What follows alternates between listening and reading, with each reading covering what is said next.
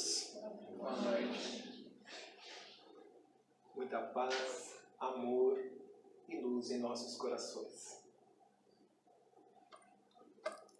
E o Mestre nos diz: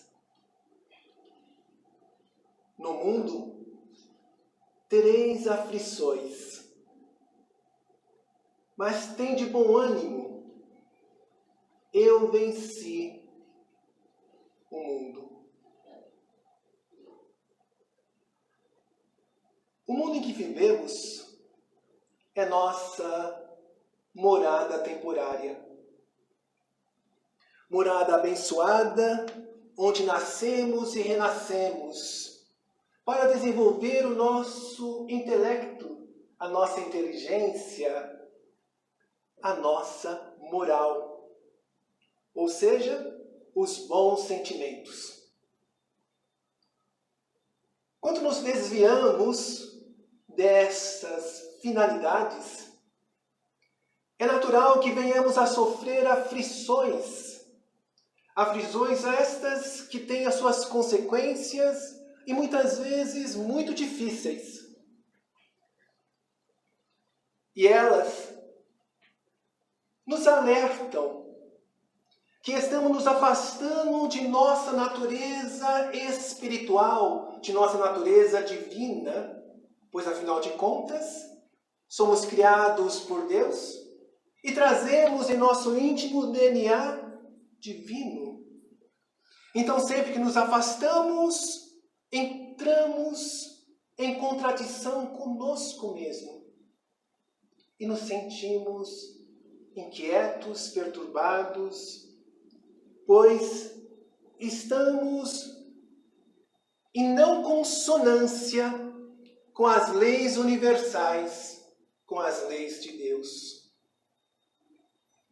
Por essa razão, às vezes, essa morada terrena, que é a nossa morada temporária, toma características outras, como um grande hospital, ou, às vezes, até mesmo, aquela conotação de penitenciária, onde nos encontramos presos por um certo tempo.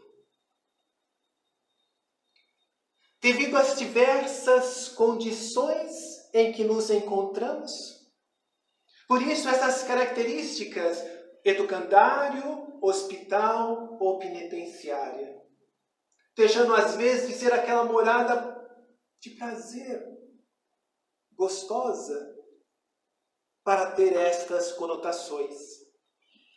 E felizmente estas condições e fragilidades do ser humano são temporárias, não são permanentes. Isso nos indica que não ficaremos ad eterno nesta condição de raivosos, de arrogantes e prepotentes.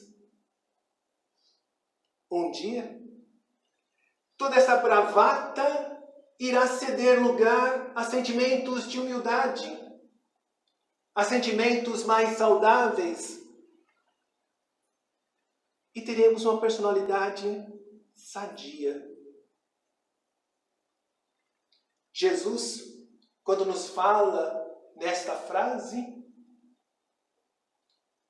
ele nos dá um ânimo muito grande, pois ele venceu o mundo. Isso significa algo muito de bom, pois se ele venceu o mundo, ele nos estimula a seguirmos os mesmos passos e vencermos igualmente o mundo com todos os seus desafios. Para que isto ocorra, é necessário que nós possamos entender e assimilar com mais profundidade os ensinamentos que Jesus nos trouxe. Ensinamentos que nos dão condições de vencer as vicissitudes, as intempéries da vida deste estágio em que nos encontramos. E passar a viver no mundo de uma forma melhor, mais saudável, sem nos abatermos pelos desafios que ele nos proporciona. isto sempre vai ser muito bom. Pois que aqui estamos, não é por acaso. Temos uma finalidade, um objetivo ao nascermos e renascermos nos mundos terrenos. É nesses momentos que lembramos das palavras de Jesus que nos diz: vinde a mim todos vós, que se encontrais aflitos e sobrecarregados, porque eu vos aliviarei. E no bom entendimento, é importante que nós façamos uma reflexão. Pois quando Jesus assim nos assevera, de forma alguma Ele quer nos dizer que irá resolver os nossos problemas. Ele vai nos dar alívio e não resolver.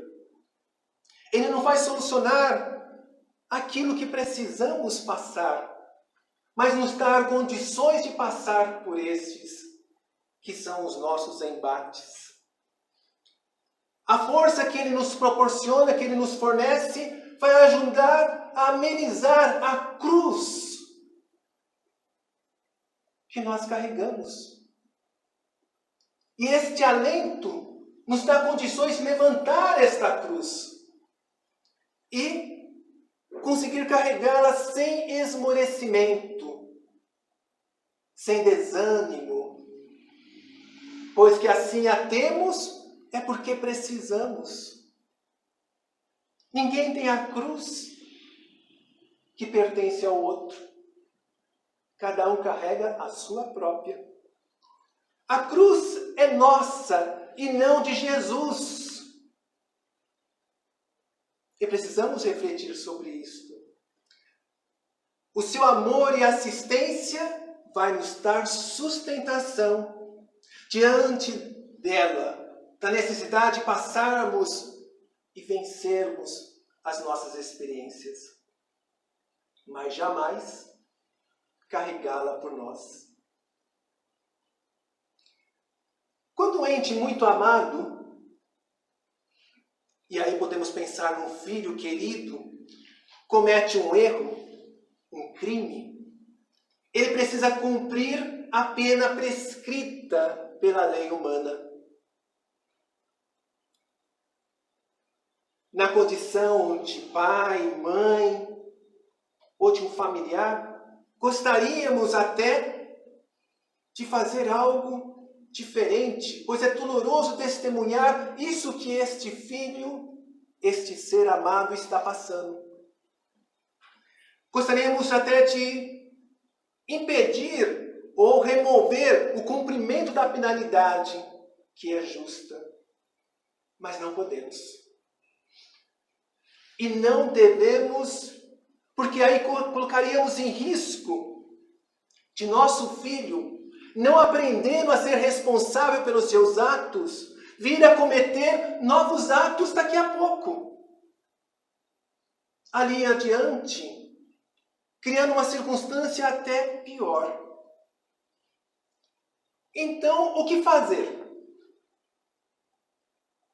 Nesses instantes, precisamos lembrar novamente de nosso Mestre Jesus e não ficarmos com os braços cruzados na condição de pais, de entes, familiares.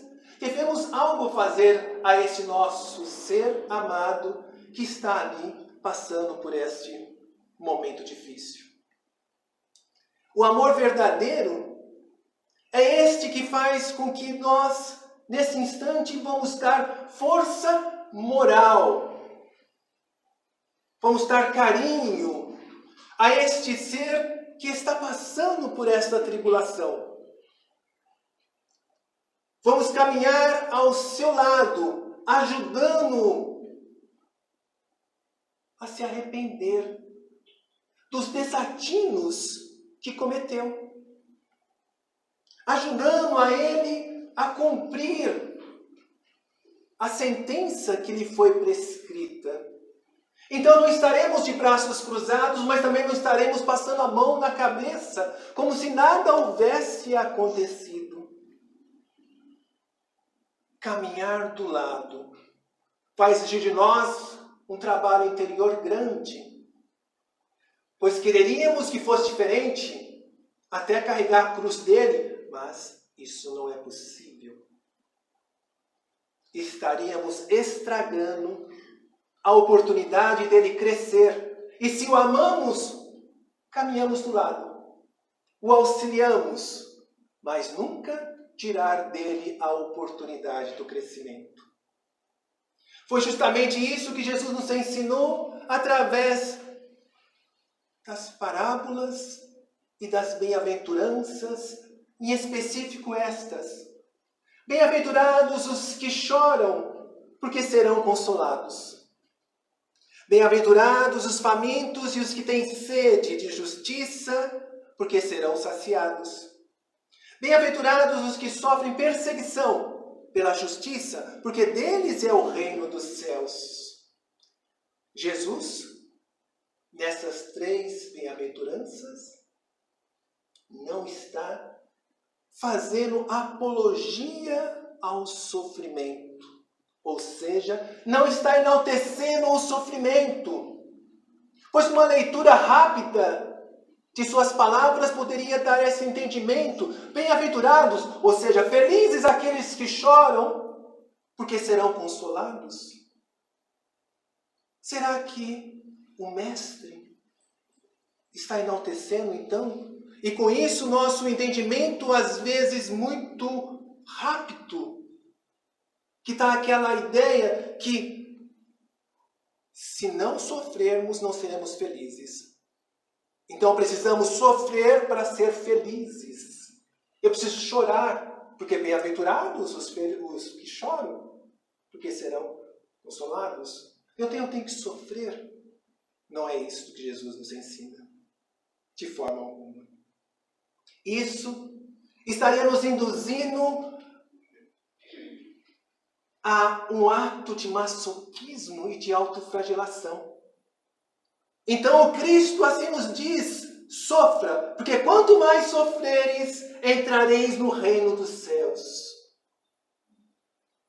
E estaremos lá, levantando um chicote, batendo nas nossas costas, criando cilícios inúmeros para fazer-nos sofrer.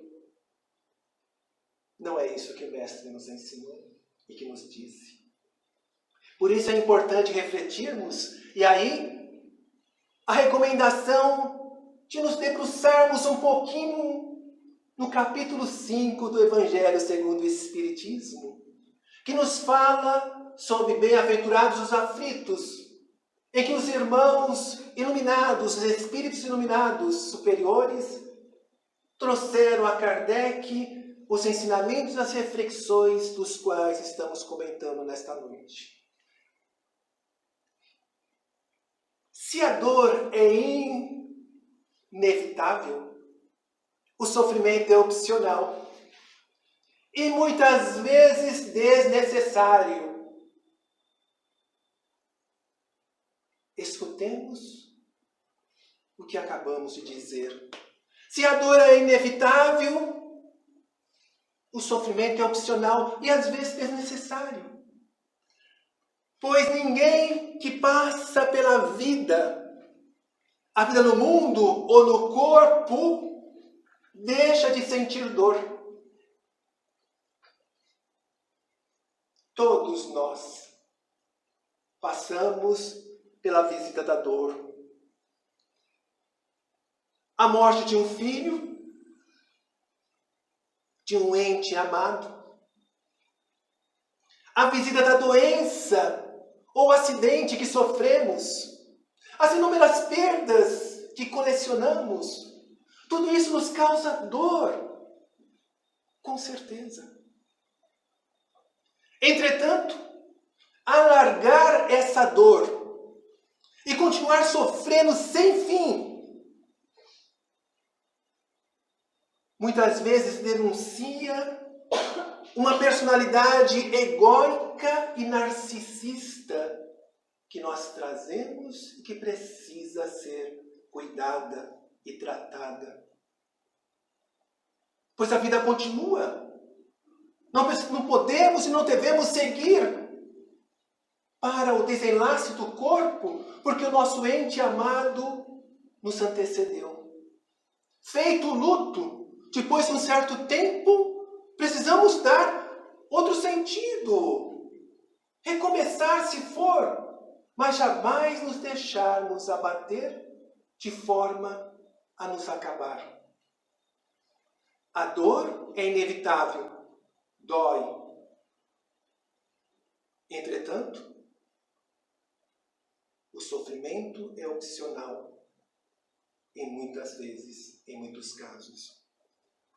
A personalidade, esta que destacamos, a personalidade egóica e narcisista, que intensifica a própria dor, alargando muitas vezes por anos a fio aquele processo, muitas vezes representa aquela personalidade que não aceita contrariedades.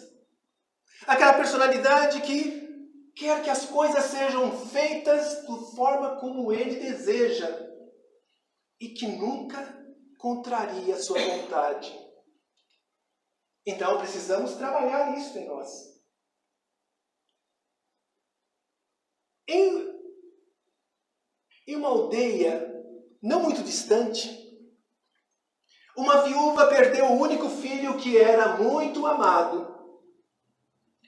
Inconformada e se lamentando muito, sentia-se perdida e com a vida sem sentido. Procurou então um dia um velho sábio. Ele disse: minha filha, vá até a cidade e encontre algumas sementes de mostarda e traga-as para mim. Entretanto, existe uma condição. Só serve as sementes de casas onde ninguém tenha morrido.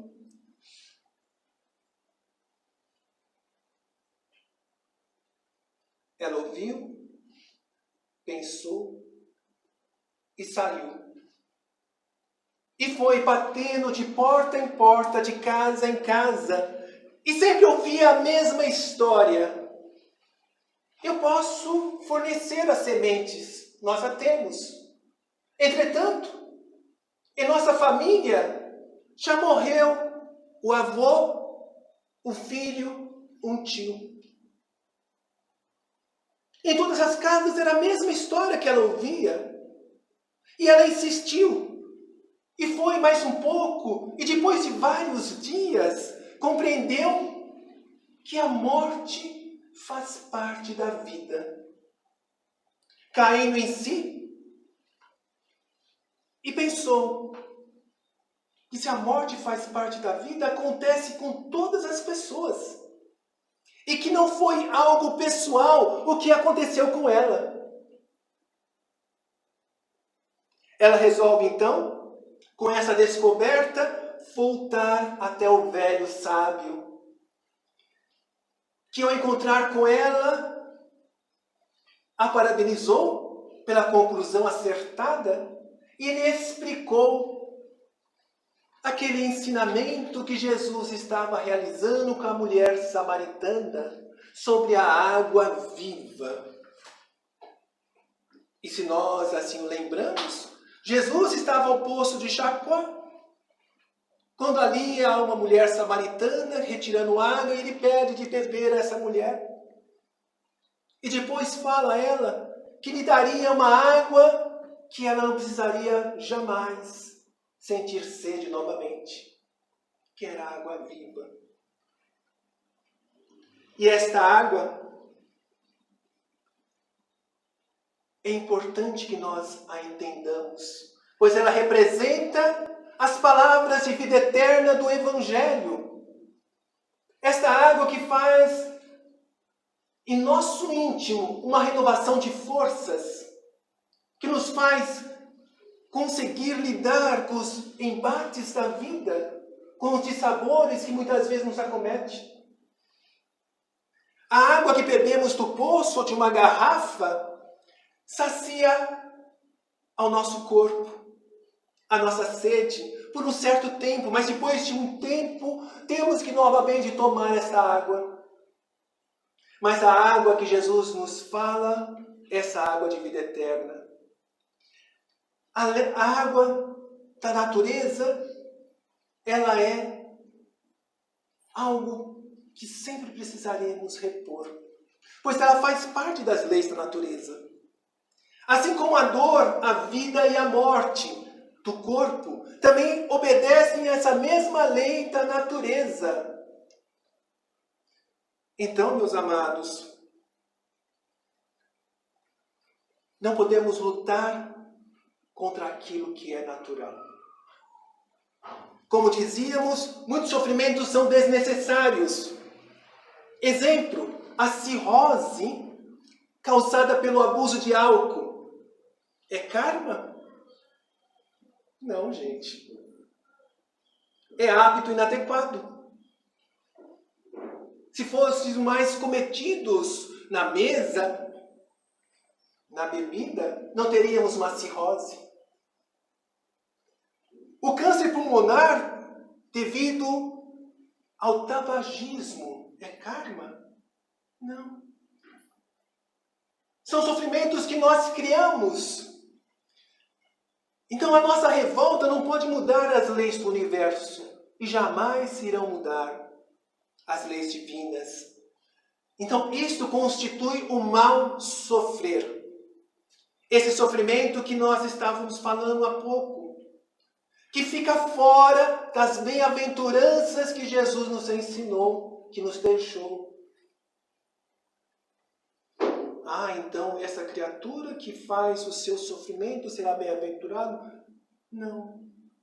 Nesse aspecto, ele precisará, então, resgatar, aprender com seus próprios equívocos. A felicidade alcançada nas bem-aventuranças só ocorre após quitarmos as nossas dívidas e vencermos as nossas provas. A criatura que se encaixa no mal sofrer é aquela que não aceita resgatar os próprios erros e ainda faz todo mundo ao seu derredor sofrer igualmente. Então precisamos tomar atento se não estamos nesse caso. Esse mau sofrimento irá aumentar, se não hoje, no futuro, o nosso pesar.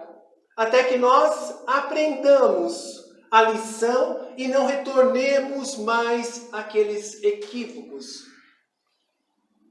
E retomemos a sintonia com o Pai amado, com as leis do universo.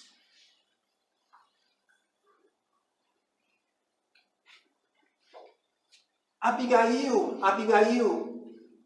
grita o irmão Gesiel. A família Josedepe estava em momentos marcantes. O pai acabara de espiar, estava espiando, sofrendo, morrendo. Gesiel, atado ao tronco, após receber as chibatadas, grita à irmã Abigail para que ela pudesse cantar, orar, a oração que desde criança eles ouviram dos pais, a oração dos aflitos.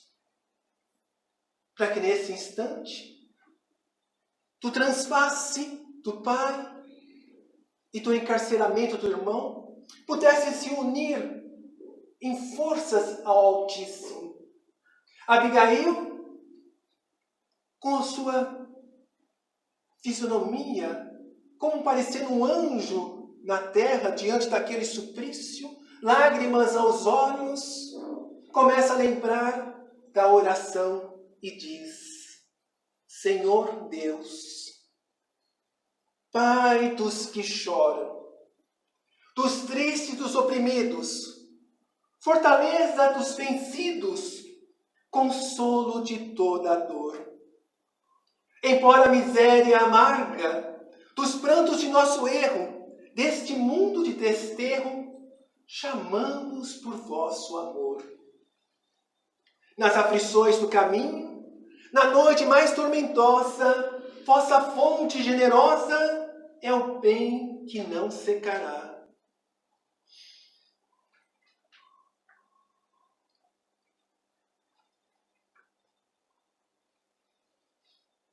Sois em tudo a luz eterna, da alegria e da bonança, nossa porta de esperança que nunca se fechará. Lembremos de orar e de nos conectar a Deus e a Jesus nos momentos de nossas aflições. Mas não vamos criar novas aflições. Já temos muito. Fiquemos com Deus e com Jesus em nossos corações.